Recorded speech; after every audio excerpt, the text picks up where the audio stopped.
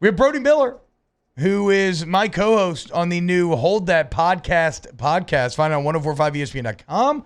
We'll be up on iTunes within a couple days, just going through the approval process. I did not realize how tough it is to get a podcast up on iTunes. You got to have like a SoundCloud Pro To account. be clear, everyone who's listening, you can listen to it on iTunes from 1045 ESPN. Yes. I just want to get it. Yes. Until then. I want to get its own feed eventually. But yeah, and then if you just go into the OTB page on 1045ESPN.com, you will find it. Brody, what is going on, brother? Not too much. I'm so sorry, though, guys. Had phone issues and kept you waiting. Yeah, I know. Way to go. We had to fill for a segment. I hope you're happy. Today, Brody, you have an article titled Injuries, Exhaustion, and a Lack of Pass Rush. Why LSU's defense struggled down the stretch against Texas. So I ask you, why did LSU's defense struggle? I think it's as the story gets into, there are a few different things going on there. I mean, I think the first thing that Ed Orgeron would point out is, I think their just pass rush strategy was I think it was well-intentioned, but just didn't really work out. They went with, a cage rush strategy to try to keep Sam Ellinger in the pocket, not let him run.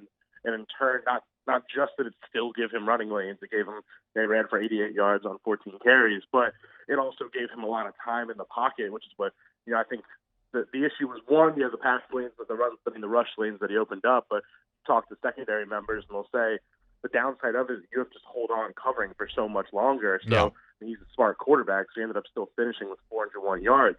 And then the second thing I think that opened up was, I just think the way they played coverage, their main objective was to take away Colin Johnson's deep balls, and I think they definitely succeeded with that. But what that opened up was a lot of check down opportunities, a lot of slots in the middle to Devin Duvernay in the slot, and when you had a team that was already pretty exhausted from that 19-play drive and the cramping issues and all the fatigue, I think it just led to a lot of missed tackles, and all these things coming together led to a disappointing second half defensively.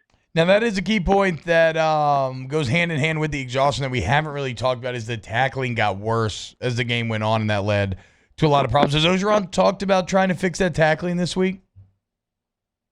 Yeah, I mean, I don't know if it's like they're looking at it as some, major LSU has a tackling problem issue, because I don't really think it was as much of a problem in the first half. I think I would imagine that's definitely going to be a focus this week, but I also think that really comes down probably to more exhaustion and things like that, that's not okay. To be clear, that's not okay for an SC football team to be exhausted in the third, fourth quarter. So I think that's probably the thing you really got to address more.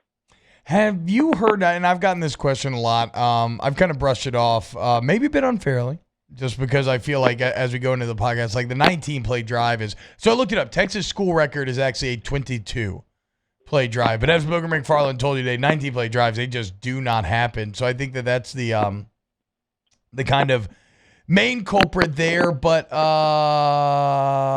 have you heard anything? I almost heard I was going. Have you heard anything on the conditioning? Right, because a lot of people have asked me, like, how much blame should Moffitt get for something like this? Has there been any talk around the building around any of that?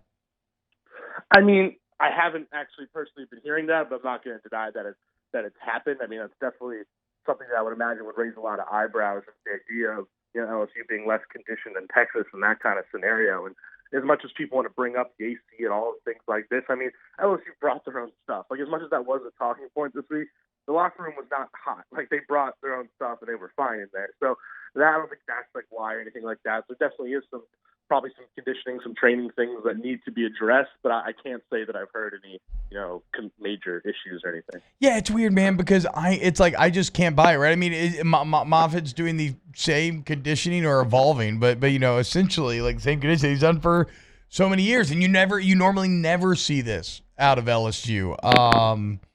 I've heard that maybe it's because there's like a dry heat, right? So guys aren't sweating, they didn't drink enough. Either way, LSU has to take a look and figure out what the issue was. You mentioned AC. We're talking to Brody Miller of The Athletic. He's been just cranking out bangers on The Athletic recently about LSU. You mentioned the AC, though, Brody. Was there AC or not in the Texas locker room? I mean, from what I understand, there was technically AC. It was just not very good AC. It was like, not exactly like, and I don't think it was as much of like a thing. It just got run away with so fast. And I think it was a pretty hot room. Louisiana Tech told them, hey, you might want to bring your own stuff. They did. Ed made a comment at his press conference. Everyone in the world ran with it beyond belief. And now it's this massive storyline. I think it's just a mix of like everybody kind of exaggerating a tiny bit, so no one's really lying, but nobody's really like being completely truthful. And now we just have a really obnoxious storyline this week. Brody, would you have ever thought that after 2 weeks LSU would be number 2 in the S&P offensive ratings? And give a brief explanation of what that means. Well, I mean, yeah, the SP Plus is, it's an opponent adjusted, analytical metric that, that combines efficiency, combines explosiveness, combines, who you're playing. Also, it takes out garbage time stuff. It really is, in my opinion, the best metric for really just figuring out, who has a sustainably good, formula of football right now. And LSU's offense is number 2 in the country in that metric. It's 2 games, so we'll see in the long run. But, I mean, yeah, for example, I think they were in the 50s last year in that category, and they were hovering in the 80s before the last few weeks. I mean, it's shocking, and I think it just goes to, talk about in our podcast and whatnot. Nice plug there. I just think it really comes down to this mesh of, you have so much experience returning. You have this new scheme with Joe Brady and his partnership with Steve Ensminger. And most importantly, in my opinion, and you have a really smart quarterback who's returning for another year, who can also take ownership of that offense. And you combine all those factors and things are just flowing so well right now. Brody, so looking forward to this weekend, big one against the Demons. Can you give us a breakdown? Like, who do you think Northwestern's best offensive lineman is? Give me a name. I want a specific name. I'm really glad you brought this up, T-Bob. That one guy, his footwork's phenomenal. What do you think? You're talking about Stan Johnson. Oh, I mean, he's all Southland, left guard, probably the bright part of that entire team. I'm taking all this back. I don't want to make light of this.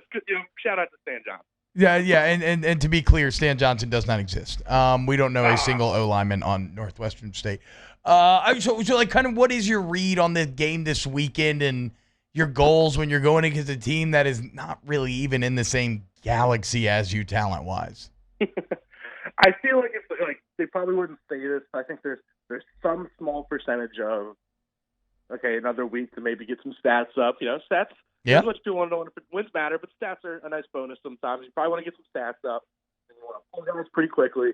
And then this week becomes about seeing what you got in some of these other positions. So I think you're going to see some Miles Brennan and some Peter Parrish this week, which is that's definitely big, because especially just seeing Brennan get some extended time and our first chance seeing Parrish. You're going to see a lot of backups on defense, on the offensive line. You're going to see probably your Trey Palmers and Devontae Lees on at receiver. So I think that's really probably the most important of all those is just kind of seeing how some of those offensive linemen look, those backups, and see how your depth is there. Yeah, like who's behind Lloyd Cushenberry? That's definitely one thing I want to figure out. Who is option number Charles 2? Turner is technically the next guy, but I do not think Charles Turner would be I feel pretty confident saying Charles Turner would not be the next guy up in a game. I think that would be Jason Hines. So yeah, do you give Turner those reps? I'm curious. Do I have any what? You broke up for a second there. But it doesn't matter because we got to go. Brody Miller of The Athletic. Have a great day. Listen to the Hold That podcast on 1045ESPN.com. I'll tweet out again.